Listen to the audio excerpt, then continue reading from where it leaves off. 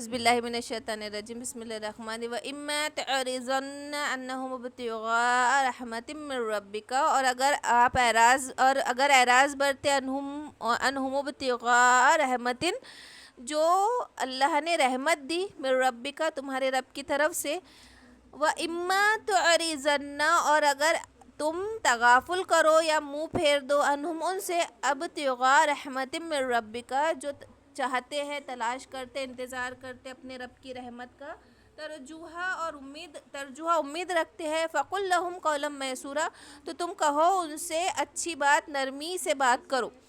اور اگر کبھی کوئی انسان تم سے انتظار کرتا ہو یا یہ امید لگائے ہوئے ہو کہ تمہارے پاس جو رب کی رحمت ہے وہ تم سے تھوڑی مل جائے اور تم ان کو نہ دے سکو، فَقُلْ لَهُمْ قَوْلًا مَيْسُورًا، تو ان سے نرمی سے بات کرو۔ اگر کوئی انسان تم سے کوئی چیز مانگ رہا ہے، تم اس کو نہ دے سکو، اگر تم سے امید رکھتا ہے اور تم نہ دے سکو، اعراض برتنا چاہو، تو اس طریقے سے کہ ان سے نرمی سے بات کرو۔ تو یہ آیت جو ہے وہ صرف آپ صلی اللہ علیہ وسلم کے لیے خطاب آپ صلی اللہ علیہ وسلم ہے، اور پورا خطاب جو ہے وہ امت محمدیہ صلی اللہ علیہ وسلم، کہ اگر آپ کے پاس نہیں کوئی چیز ہے تو کم سے کم آپ نرمی سے اس کو ٹال دو۔ کہ آپ صلی اللہ علیہ وسلم کے پاس ایک مرتبہ بہت سے لوگوں نے مال کا سوال کیا کرتے تھے، بہت سارے لوگ آپ صلی اللہ علیہ وسلم کے پاس آتے، آپ کو معلوم تھا کہ ان کو دیا جائے گا تو یہ فساد میں خرچ کریں گے، اس لیے آپ صلی اللہ علیہ وسلم کئی بار دینے سے انکار کرتے، تو ان کا انکار ان کو فساد روکنے کے ذریعہ تھا۔ لیکن اس پر بھی یہ آیت نازل ہو گئی کہ آپ کو اگر منع بھی کرنا ہے، نہیں دینا ہے، نہیں دے سکتے، تو آپ نرمی سے ان کو ٹال دو، نرمی سے منع کر دو۔ یہاں تک کہ آپ صلی اللہ علیہ وسلم کے پاس کچھ کپڑا آیا تھا، اپنے اس کے مستحق تھے ان میں تقسیم فرما دیا۔ اس کے بعد کچھ لوگ آئے جب کہ آپ فارغ ہو چکے تھے، کپڑا بھی ختم ہو چکا تھا اور وہ آپ سے سوال کیے جا رہے تھے، اس پر یہ آیت نازل ہوئی کہ اگر آپ نہیں دے سکتے تو ان سے نرمی سے بات کر لو۔ وَلَا تَجْعَلْ يَدَكَ مَغْلُولَةً، اور نہ رکھ تیرے ہاتھوں کو مغلولتاً بندھا ہوا، إِلَىٰ عُنُقِكَ اپنے گردن پہ، آپ کی گردن کے ساتھ، وَلَا تَبْسُطْهَا اور نہ انہیں کھول دے، کل البسطی پوری طرح کھول دینا، فَتَقْعُدَ مَلُومًا مَحْسُورًا کہ تو بیٹھا رہ جائے الزام کھا کر ہارا ہوا۔ یعنی کہ اس طرح بھی اپنے ہاتھوں کو یعنی بند بھی مت رکھو اپنی مٹھی، اور نہ ہی اتنا کھول دو کہ اتنا دے چکے کہ پھر پچھتاؤ۔ تو ایک مرتبہ آپ صلی اللہ علیہ وسلم کے پاس ایک لڑکا آپ کی خدمت میں حاضر اور کہا کہ میری والدہ کچھ کپڑے کا سوال کر رہی ہے آپ سے، تو آپ نے کہا کہ میرے پاس کوئی کپڑا نہیں سوائے اس کرتے کے جو میں نے پہنا ہے۔ وہ لڑکا واپس چلا گیا اور پھر وہ چلا گیا اور پھر واپس آپ صلی اللہ علیہ وسلم کے پاس آیا خدمت میں حاضر اور کہا کہ میری والدہ کہہ رہی ہے کہ نہیں، آپ کے جسم کا ہی کپڑا دے دیجئے مجھے۔ تو آپ صلی اللہ علیہ وسلم کے پاس واحد وہ کپڑا تھا، آپ صلی اللہ علیہ وسلم نے اپنے جسم مبارک سے اتار کر دے دیا، اور آپ برہنہ بیٹھے رہ گئے، یہاں تک کہ بلال رضی اللہ تعالیٰ عنہ نے اذان دی تو بھی آپ نکلے نہیں، گھر میں بیٹھے رہ گئے۔ صحابہ نے آ کے دیکھا کہ کیا معاملہ ہے، تو پتہ چلا کہ آپ صلی اللہ علیہ وسلم کے پاس اب پہننے کے لیے بھی کپڑا نہیں ہے، جو ایک تھا وہ بھی دے دیا آپ صلی اللہ علیہ وسلم نے۔ تو اس پر یہ آیت نازل ہوئی کہ اتنا بھی مت دے دو کہ اپنے ہاتھوں کو روک کر بھی مت رکھو، نہ اتنا دے دو کہ الزام کھائے بیٹھے رہو۔ کہ حالانکہ آپ صلی اللہ علیہ وسلم، کئی صحابہ کا یہ طریقہ تھا کہ آپ تھوڑا سا بھی کچھ بھی ذخیرہ رکھتے ہی نہیں تھے، آج کے لیے جو کھا لیا باقی سب صدقہ کر دیتے تھے۔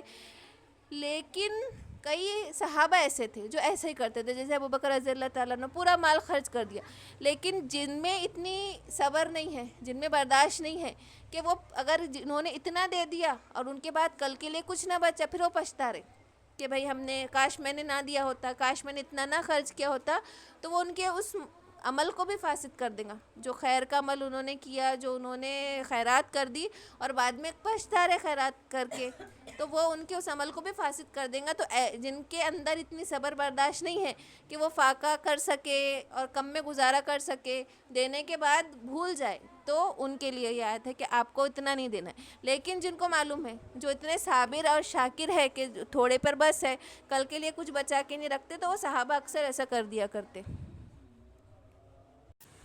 بسم اللہ من الشیطان الرجیم بسم اللہ الرحمن الرحیم۔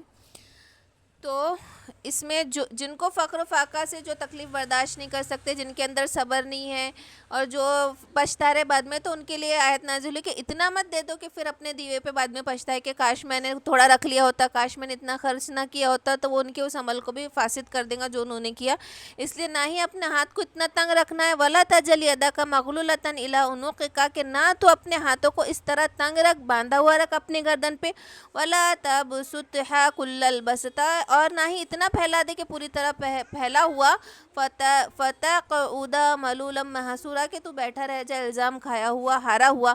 ان ربک یبسط الرزق لمن یشاء ویقدر، اور اللہ جس کو چاہتا ہے اپنی اس کے رزق میں وسعت دیتا ہے اور جس کو چاہتا ہے تنگی کرتا ہے نا. یہ کتنی بڑی آیت ہے.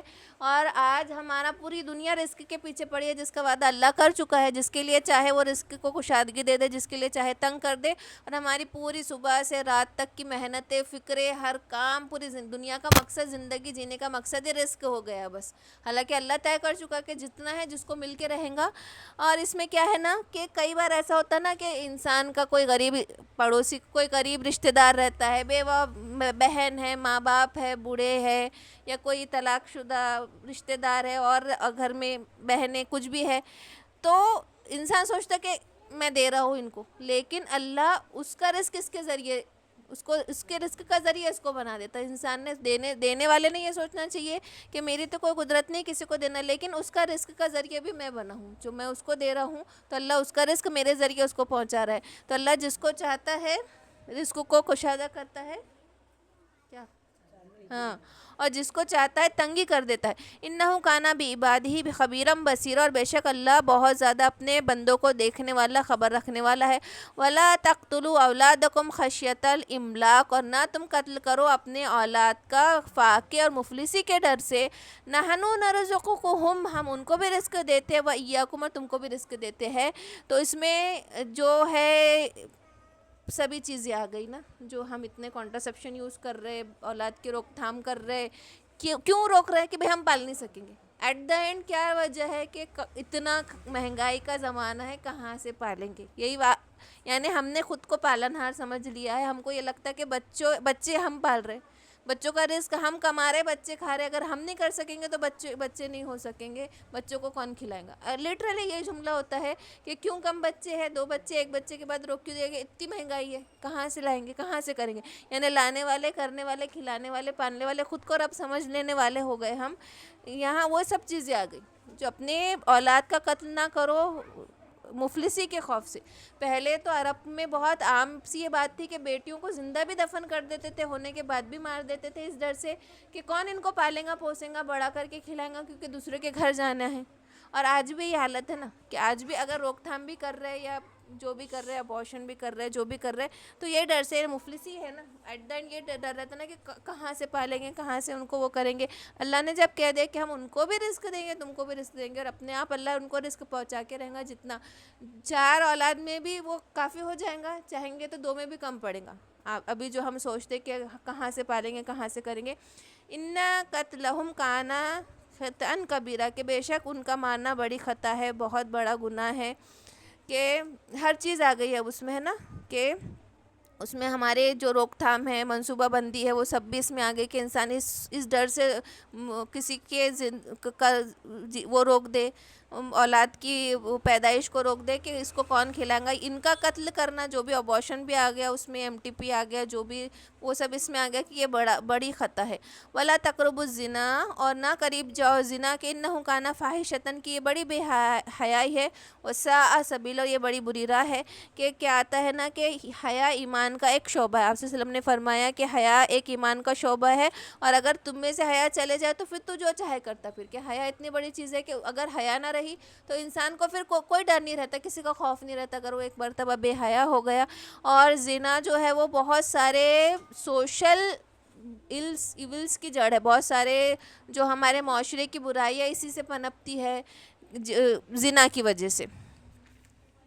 ولا تقتلوا النفس التي حرم اللہ الا بالحق، اور نہ قتل کرو اس جان کا جس کو اللہ نے جس کا مارنا حرام کیا ہو. ومن قتل مظلوما فقد جعلنا لولیہ، اور جس نے جو مارا گیا ظلم سے، جعلنا پھر ہم نے بنایا لولی اس کو وارث، سلطانا فلا یسرف، اس کو زور دیا، فلا یسرف تو نہ تم اسراف کرو، حد سے زیادہ نہ بڑھو، فی القتل اس کو قتل کرنے میں، انہو کانا منصورا کہ اس کو مدد ملتی ہے.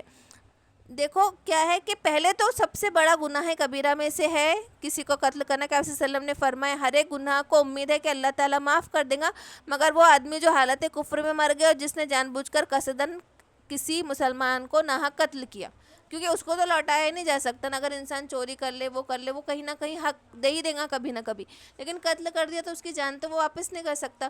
تو یہ دو ایسے گناہ ہیں جس کی معافی کی امید ہی نہیں ہے، کہ کفر کی حالت میں مر گیا تو اس کی اب کیا امید، اور دوسرا کہ کسی کا جان بوجھ کر اس نے قتل کیا تھا، اب وہ ہے جان بوجھ کر ہے، ناحق قتل ہے. اور رسول صلی اللہ علیہ وسلم نے فرمایا کسی مسلمان کا خون حلال نہیں جو اللہ کے ایک ہونے اور میرے رسول ہونے کی شہادت دے، یعنی جو مسلمان ہے جو کلمہ پڑھتا ہو اس کا خون حلال نہیں. اور ایک یہ کہ اس نے شادی شدہ ہونے کے باوجود زنا کیا ہو، کہ اس کی شرعی سزا یہ ہے کہ اس کو پتھراؤ کر کے اس کو مار دیا جائے. یہ اس کے علاوہ دوسرے وہ جس نے کسی انسان کو ناحق قتل کیا ہو، اور اس کی سزا یہ ہے کہ ولی مقتول جو اس کا قصاص لینے والا وہ اس کو قتل کر سکتا. صرف یہ دو گناہ معاف ہے، باقی اللہ تعالیٰ نے کسی کا خون وہ حلال نہیں کیا کسی کو مارنا. اور قصاص بھی کیسا ہوگا نا، قصاص لینے کا یہ جو آگے آیت آئی ہے، ومن قتل مظلوما، جو ظلم سے مارا گیا، مظلوم ہو کر مر گیا، اور فقط جعلنا لولیۃ سلطانہ، اور ہم نے اس کے وارث کو اس پر سند دے دی، اس پہ زور دے دیا. اب وہ جو وارث بنا جو ولی ہے اس کا، جیسے کہ اگر کسی مقتول کی بات ہو رہی، کہ اگر چلو کوئی ظلم سے مارا گیا، مقتول ہے، قتل ہو گیا کسی کا، تو اللہ کیا ہے وہ قصاص لے سکتا. شرعی اگر حکومت ہے تو اس کا ولی، جعلنا ولی یہ سلطانہ، تو ہم نے اس کے وارث کو اس پر زور دے دیا، ہم نے بنا دیا اس کو کہ وہ قصاص لے لے. لیکن قصاص لینے والا بھی فلا یسرف فی القتل، وہ اس کے قصاص لینے میں قتل کے بدلے اگر قتل کرا تو اسراف نہیں کرے گا. جیسے کہ پہلے کیا ہوتا تھا کہ کوئی بڑا آدمی کسی قبیلے کا مارا گیا تو کیا کرتے تھے، اس قبیلے کے کئی آدمیوں کو پھر وہ مار دیتے تھے، یا پھر بدلہ بھی لے رہے، قتل کا بدلہ، قتل سے بھی اگر قصاص بھی لے رہے تو اس کو مارتے تھے اتنی بے رحمی سے کہ اس کا مسئلہ کر دیتے تھے، اس کا ناک منہ کان وغیرہ کاٹ دیتے تھے. اس طریقے سے یعنی بہت بربرتا سے اس کا بدلہ لیتے تھے. تو کیا کہا اتنا ہی بدلہ لینا ہے جتنا بدلہ برابر ہی کا ہوگا، کہ اگر تم کو زور بھی مل گیا، ولی بھی ہے، اب اگر ولی نہیں ہے اس کا تو حکومت، شرعی حکومت قصاص لیں گی. اب قصاص میں وہ ولی چاہے تو معاف کر دے، ولی چاہے تو اس کا بدلہ پیسوں سے دے، قتل کے بدلے قتل مانگے کہ نہیں اس نے میرے بھائی کا بیٹے کا خون کیا تو اس کا بھی خون ہو، اس کو بھی اسی طرح مارا جائے جیسا کہ یہ مارا. اس میں اسراف نہیں ہوگا کہ اس کو خوب ٹارچر کر رہے، اس کے خاندان کے 2-4 لوگوں کو اور مار دے رہے، اس کا مسئلہ کر دے رہے. انہو کانا منصورا کہ اس کو مدد ملتی ہے. یہاں تک کہ ظلم کا اتنا بدلہ ہے کہ آتا ہے کہ حجاج بن یوسف جو ہے وہ تاریخ کا بہت ظالم بادشاہ گزرا، اور اس نے بڑے صحابہ، تابعی، تابعین تک کا قتل کیا. اگر حجاج بن یوسف کے ساتھ بھی کسی نے ظلم کیا ہوگا، اللہ تو اس کا بہت بڑا بدلہ لے گا اس سے، جو اس نے اتنا بڑا دنیا میں ظلم کیا، صحابہ کو مارا، تابعین، علماء کا قتل کیا.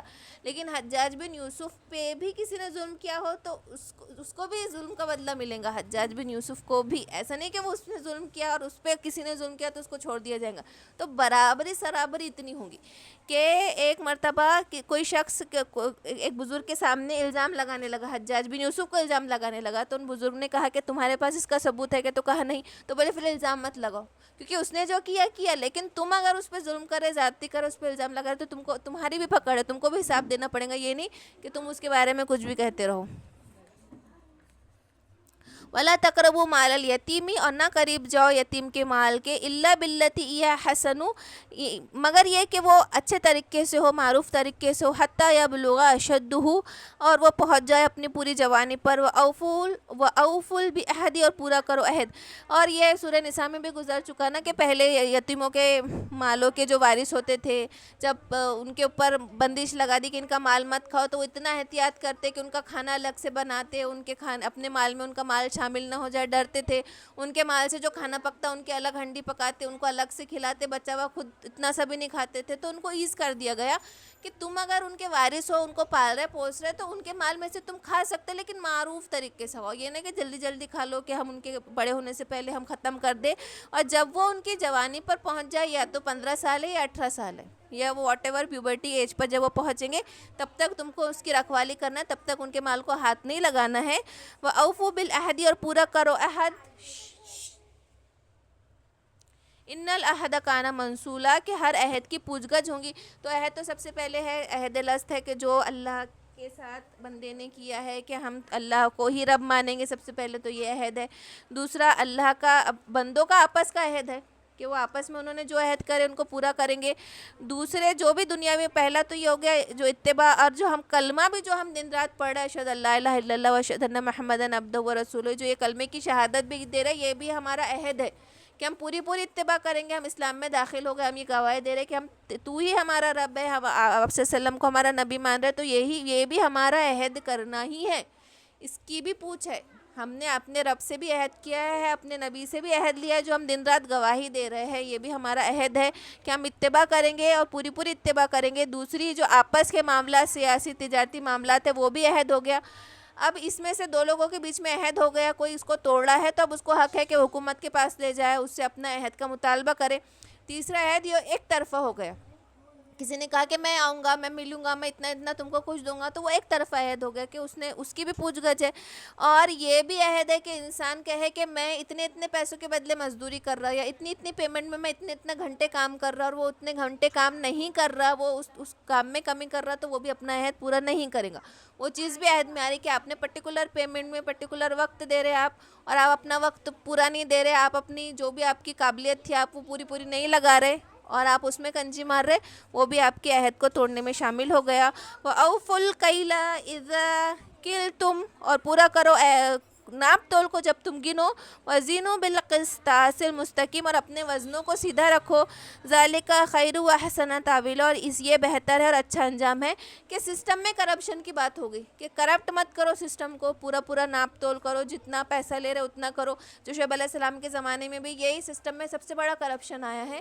دودھ میں پانی ملا دینا, ملاوٹ کرنا چیزوں میں, یہ کتنا عام سی چیز ہو گئی. ہم کو کوئی چیز خالص ہی نہیں مل رہی, ہر چیز میں کرپشن ہے, ہر چیز میں ملاوٹ ہے, اور دیکھو تو کتنا بڑا انسانیت کا نقصان ہو رہا.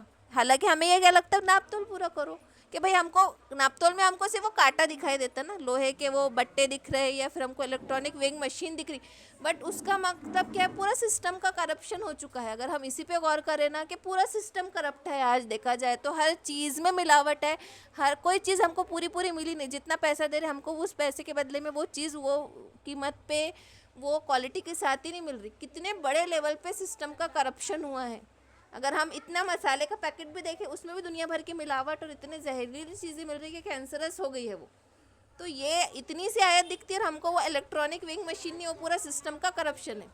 یہاں تک کہ عمر رضی اللہ تعالیٰ عنہ کے زمانے میں وہ جب پیٹرولنگ کرتے تھے وہ اپنے عوام کے بیچ میں, تو ایک عورت کہنے لگی اپنے بیٹے سے کہ بیٹا پانی میں دودھ میں پانی ملا دے. تو کہا میں نہیں ملاؤں گی. تو کہا تجھے کون دیکھ رہا, امیر المومنین نے منع کرا. تو بولے نہ امیر المومنین ہے نہ خدا ہے, ڈال دے. تو بولے نہیں میں نہیں کروں گی, امیر المومنین نہیں دیکھ رہے, عمر نہیں دیکھ رہے, تو اللہ تو دیکھ رہا ہے. ایسا بول کے آپ صلی اللہ علیہ وسلم, وہ عمر رضی اللہ تعالیٰ عنہ نے اپنے جو ساتھ میں تھے ان کو غلام کہا کہ اس گھر پہ نشان لگا دو. اس گھر پہ نشان لگا اور بولا بتاؤ پتہ کرو کون ہے یہ عورتوں میں, دونوں عورتیں کیا ہے, ان کے شوہر ہے, ولی ہے ان کے ساتھ میں. تو کہا ماں تو بیوہ ہے, بیٹی بھی غیر شادی شدہ ہے. عمر رضی اللہ تعالیٰ عنہ نے اپنے تینوں بیٹوں کو بلایا اور کہا کہ کس کو شادی کی ضرورت ہے, بہت اچھا رشتہ میں نے ڈھونڈا تمہارے لیے, اگر میں بوڑھا نہ ہوتا تو میں خود کر لیتا. ایک تھے عبد الرحمن بن عمر, انہوں نے کہا کہ ہاں مجھے ضرورت ہے. تو انہوں نے اس لڑکی کے گھر جا کر اس سے شادی کی, کہ جس نے یہ جواب دیا تھا کہ عمر نہیں دیکھ رہا تو میرا خدا تو دیکھ رہا. اور اس سے عمرو بن عبدالعزیز نام کے بہت بڑے جید ایک خلیفہ گزرے اسی عورت کے وطن سے, ان کے گرینڈ سن یا ان کے پوتے تھے وہ. تو یہ ہے سسٹم کا کرپشن. اور جو پالیسیز عمر رضی اللہ تعالیٰ عنہ نے تجارت اور بازار کے لیے بنائی تھی, وہ اتنی ماڈرنائز تھی آج کے زمانے میں. باقاعدہ وہ پالیسیز تھی کہ آپ کو بیچنا کیسے ہے, خریدنا کیسے ہے, آپ مال کو جمع نہیں کر سکتے, آپ مال کو جمع کر لیے پھر اس کو بڑی قیمت میں بیچ رہے ہیں، یہ سب آپ نہیں کر سکتے. مارکیٹ میں جو ابھی مونوپلی چلتی ہے، مونوپلی جو چلتی ہے کہ ایک انسان نے سب لے لیا، اب وہ منچاہی قیمت پہ بیچ رہا ہے آپ کو. اس کے پاس پورا ذخیرہ ہے، پیٹرول ایک کے ہاتھ میں چلا گیا، وہ جتنے چاہے پرائز بڑھا، اب اس کو کوئی کچھ نہیں بول سکتا. یہ مونوپلی کا جو سسٹم تھا عمر رضی اللہ تعالیٰ نے اس وقت ٹیکل کرے تھے، اور اس کے نارمس اینڈ کنڈیشن ریٹرن میں پورا بنا کے دیے تھے کہ کیسے ہوگا، مارکیٹنگ کیسی ہوں گی. مطلب ہم کو یہ ایسے ہی لگتا ہے کہ داڑھی والے ہوں گے، گھوم رہے ہوں گے، بس درس تدریس کر رہے ہوں گے، بٹ جو سسٹم انہوں نے اسٹیبلش کیا تھا وہ شروع کر رہے تھے، انہوں نے انٹروڈیوس کیا تھا کہ مارکیٹنگ کیسے کرنا ہے، مونوپلی کیسے ہٹانا ہے، کرپشن کیسے ختم کرنا ہے.